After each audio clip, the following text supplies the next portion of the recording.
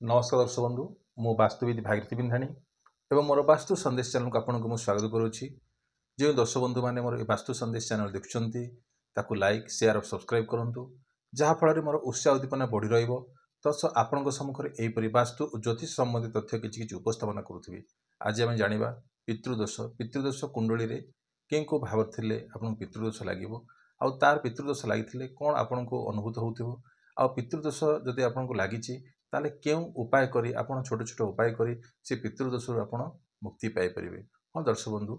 पितृदोष जदि आपण को लगी जदि जन्म कुंडली रे नवम भाव अर्थात भाग्य भाव जदि राहु हो किंबा केतु हो किंबा शनि हो जदि ए ग्रह माने थिबे प्लानेट जदि ए थिबे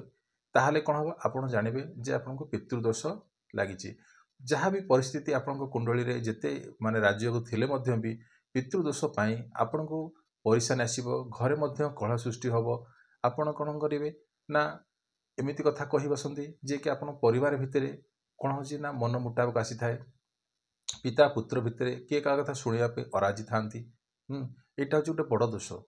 बुझीपार आउ कौन होता है जेकोसी कार्य आपड़ करने कि जेकोसी कम करने से कम कौन विघ्न आसी थाए बुझीपार पितृदोष जदि आप कुंडली रे थी आउ कौन हो जदि आउ गोटे कौन जदि रवि सह कौन हम ना राहु थी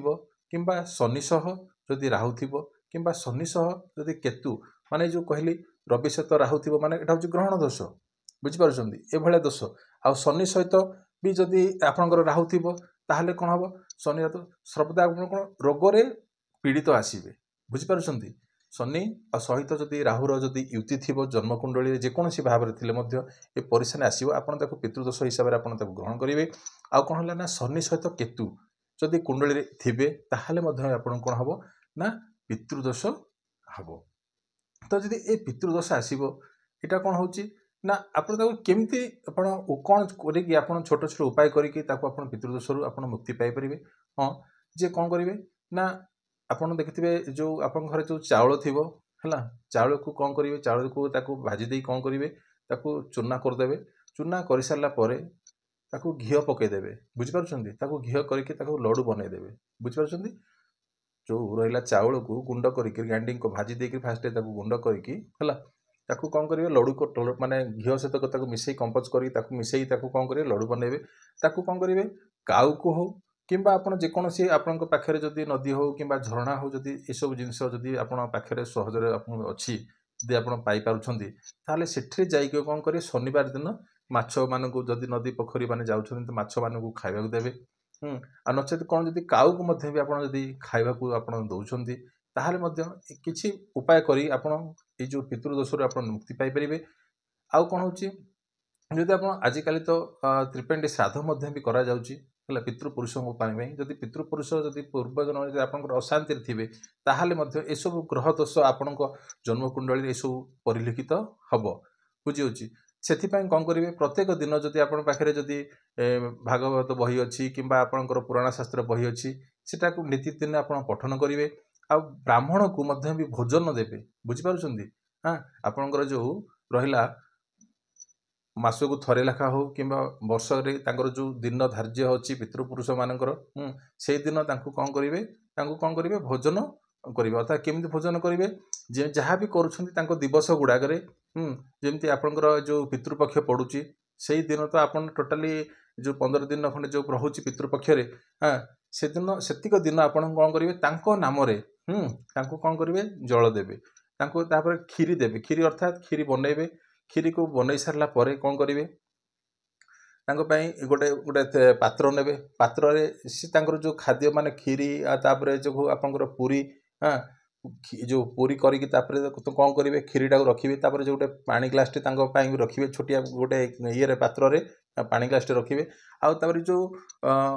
जहाँ भी किसी करेंगे गोटे गोबर गोटे माने जो गोबर को जहाँ को कहते जो सुखी सारा पर जो गोबर गोबर